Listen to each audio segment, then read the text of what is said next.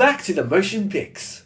Now, given that I'm an absolute Pixar-phile, going into a film like Finding Dory had the inherent risk of me potentially switching off the critical side of my brain and just assuming that I was watching a perfect film. Therefore, when I say straight off the bat that Finding Dory was not a perfect film, you'll know that I'm giving you an honest review. But does that mean it can't still be a great film? Before I can address that question, I have to talk about the short film at the beginning.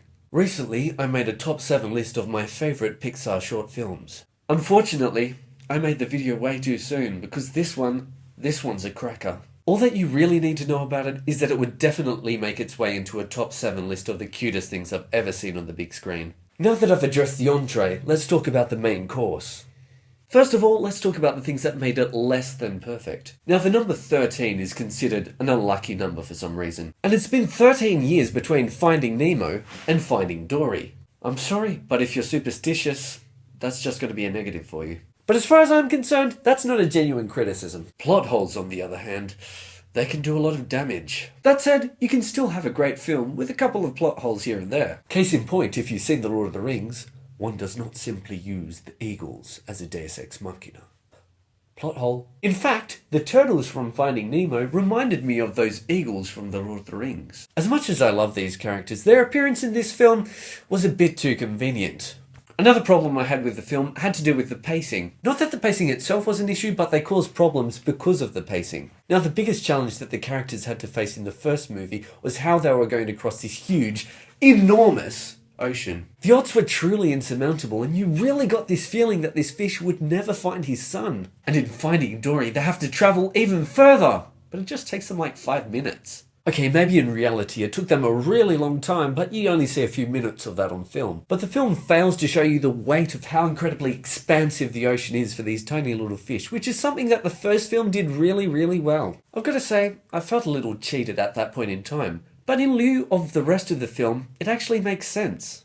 Now, let's talk about the good stuff. That title, Finding Dory, it suggests just another retread of the first movie, except looking for a different character. And though obviously you'd expect something like that to happen to Dory at some point in time, it's not what the film's all about. Now, because of this, I've heard some critics say that the title isn't all that accurate, but I would argue that perhaps it takes on a bit more of a metaphorical meaning. I believe that Finding Dory is more about the character finding herself by discovering her roots and understanding her identity.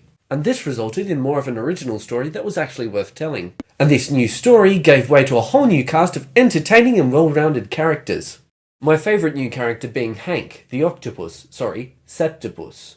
In fact, he was probably the most interesting aspect of this film, and every time he's on screen you just know that you're going to have a good time. Although his backstory did leave a few unanswered questions. Who knows, maybe there'll be a Finding Hank movie in 13 years' time. Given that this is a Pixar film, we already know that the animation quality is going to be great. But man, I'm constantly amazed at how much attention these people pay to the tiniest of details. I'm not saying that the creatures in this film look like real animals, but they're not meant to. They're supposed to have a bit of a cartoonish design about them. But there's this incredible fluidity to the way in which these characters move, and if you look closely, they're really well textured. And the environments in which they live look like real environments. And if you think that these aesthetic attributes aren't really anything of substance, at least you know that these animators are working really, really hard to give you the best product they can. So we've established that Finding Dory isn't perfect.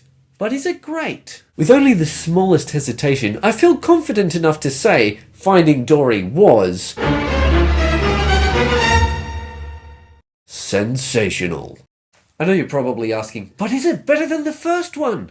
Well, not quite. But it is good enough that I had to pause to actually think about the answer to that question. Have you seen Finding Dory yet? What did you think? Let me know in the comments below. And as always, if you enjoyed this video, please hit like and hit subscribe for the full motion pics experience. But wait! When I was reading the end credits to Finding Dory, there was a little clue that hinted at the possibility of an end credits scene. Something to do with a character who hadn't actually appeared in the film, yet was listed in the credits. And yes, there is a little surprise at the end of the credits. Till next time.